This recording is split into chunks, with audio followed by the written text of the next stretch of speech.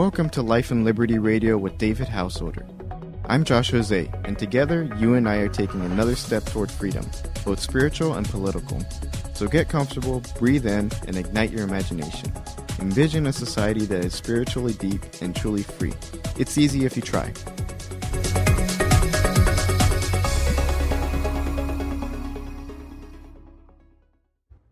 Well, it's football season here in 2013 in the fall. It's kickoff time, and I have mixed feelings. Now, I love the game of football. I played football in junior high, in high school, and in college in Division III. I love the game. I still have fantasies at age 52 of suiting up and getting out there and doing the thing. And every fall, I think the same thing. And every fall I become less and less interested in watching football. Why is that? Because I'm growing in my awareness of the role of sports in our society, and I'm very concerned about it. I would love to see a more muscular society and less of a couch-based society. And I think that our spectator culture, our entertainment culture, is hurting that. And I think that it fits hand in hand, and this is a new insight for me, with the growth of our government and the growth of our empire. And you might think, well, that's an extreme thing to say. But let's look at the parallels with ancient Rome, if we could. There is a phrase in Latin I'm going to teach you, panem et circenses. Panem et circenses is bread and circuses, also pronounced panem et circenses, for circuses.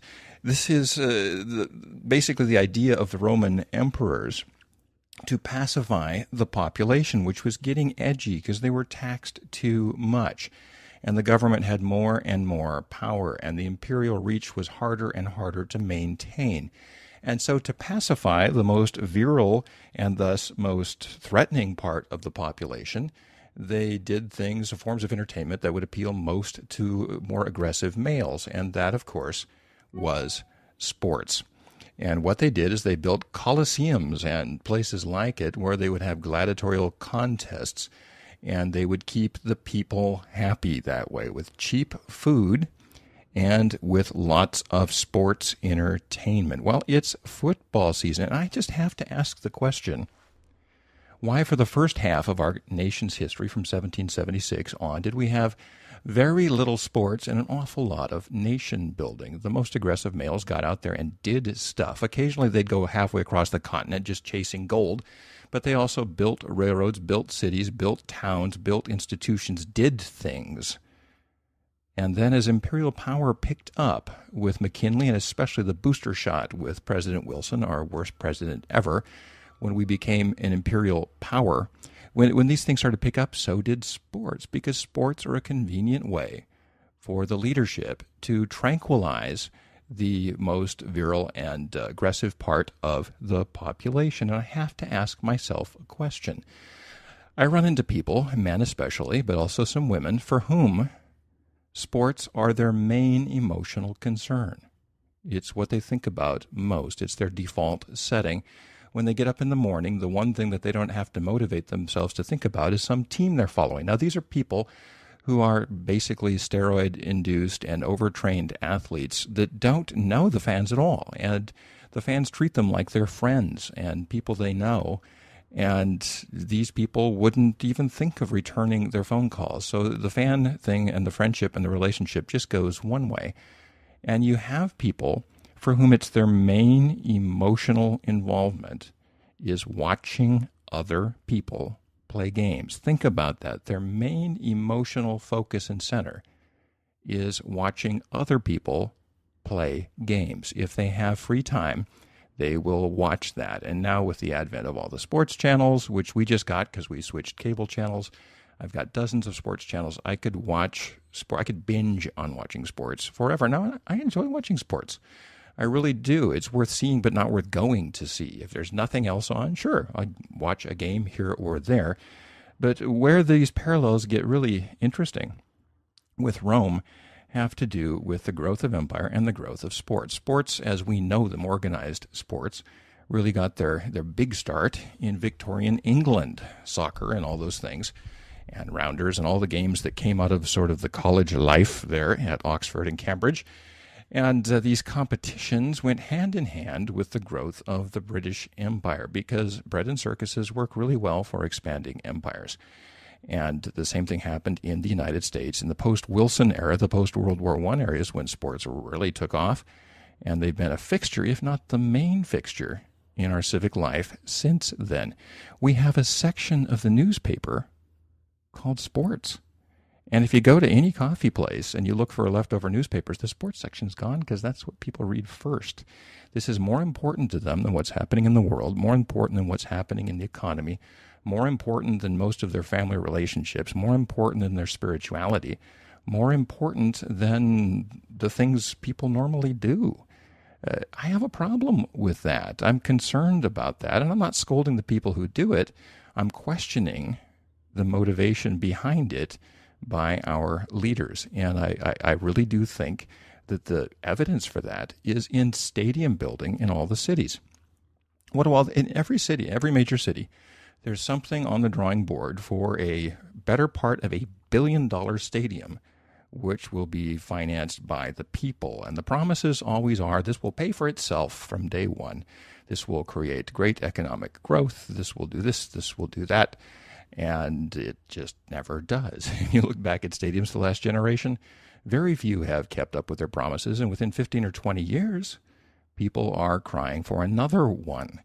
And these stadiums go up in cities, and the other ones get ripped down. I remember the King Dome being ripped down, and it was so well built they had a hard time knocking it down in Seattle. Same with the Met Center in Minneapolis, a beautiful hockey rink. It looked like a Greek temple on the outside, and it was really hard to blow up. But they had to do it because we have to make a new stadium. We have to upgrade these things every 15 or 20 years because we want to keep our place as a city, as a big league city, as a major league city. We don't want to be like Omaha, that's a big city with no major sports teams. Imagine that. These places have skyboxes, too, where in Roman terms, only the patricians can go. Try to go there yourself. They won't let you in because you're not one of the people who go to those places. I loved it when Jesse Ventura in Minnesota would say, not one dime of public money for sports. Not one dime of public money for bread and circuses, for the big stadiums, for the coliseums. Next time you look at the coliseum, think in terms of the stadiums that we build. I want you to look, if you would, at the picture at the top of this article, and it's of the Minnesota Vikings, a proposal for the Minnesota Vikings stadium, because they'll leave if we don't do this. So the governor said it was very sobering. We need to do this, and we need to build $1 billion stadium so the Vikings will stay. And look at the subtle stuff in there. Look at the flag in the corner. Now, I am big on the flag. When the flag comes down the street with the Marines on the 4th of July parade, I get weepy. I'm terminally patriotic. And I love the flag and all that it stands for. But I think it's being manipulated here because I believe that once again, empire here goes with sports. Why would a flag be in this picture? Why would somebody be holding a flag in the corner there? And I love our national anthem, although I think we've got better songs. I think This Land Is Your Land would be a much better, much more American-sounding national anthem than the one we have, although I do like the one we have, and it's very stirring and moving. But why at the beginning of big sports events in these coliseums, Ponemet-Kirkensis, do we always stand and do the national anthem? Now, I'm for doing the national anthem a lot. I really am. I think we should do it more in some places, but why always stadiums? Because it goes hand in hand with empire. It really does. And just let that just kind of lean against your mind for a while. It's really pretty striking. Basically, what we've done is we've told our young people that the best thing you can do growing up is to be on one of the sports teams. And this was a big part of my life growing up. And the incentivization for being in sports was very strong. And I got the message that that was the place to put all my energy. And I think a lot of the most energetic people growing up in our schools put all of their time into school sports. And I find that strange. I find it strange that our universities have football teams that fill stadiums. I find it strange that we build billion-dollar stadiums for gladiators in our society. And I find it strange that we do the national anthem at the beginning of these things. I find a lot of this strange, and I'm starting to connect the dots here. And I really do believe that it's time for you to get off the couch and actually do some sports. And if America, instead of, for every hour we watch sports, was out participating in physical activity, can you imagine the shift in health in this country and the drop in medical expenses and the drop in weight and obesity and all of those things? Think about that. Next time you watch a sport for 3 hours, what would happen if I spent that time outside? What would happen if I took a bike ride with my family? What would happen if I did some physical activity and went out and built something? Went out and did something? Maybe it's time that we replace watching sports with doing sports. Next time you look at the ruins of the Colosseum in Rome and you look at stadium plans, connect some more dots. Think about this. What's behind all this gladiatorial stuff? Bread and circus, panem et circenses. Marx said that religion was the opiate of the people. I think you can make a much, much stronger case that sports are the opiate of the people in empires. Well, that's all for today on Life and Liberty Radio. Thanks so much for sharing this part of your spiritual journey with me. Now, the views on this program are not necessarily those of my advertisers, sponsors, places I work, or do business with. They're purely my own, but I'm sharing them with you, so share your ideas with me. Write me on Twitter at Liberty House, LIBERTYHOUS, no E. Until next time, let's continue dreaming and working for a free and spiritually grounded society.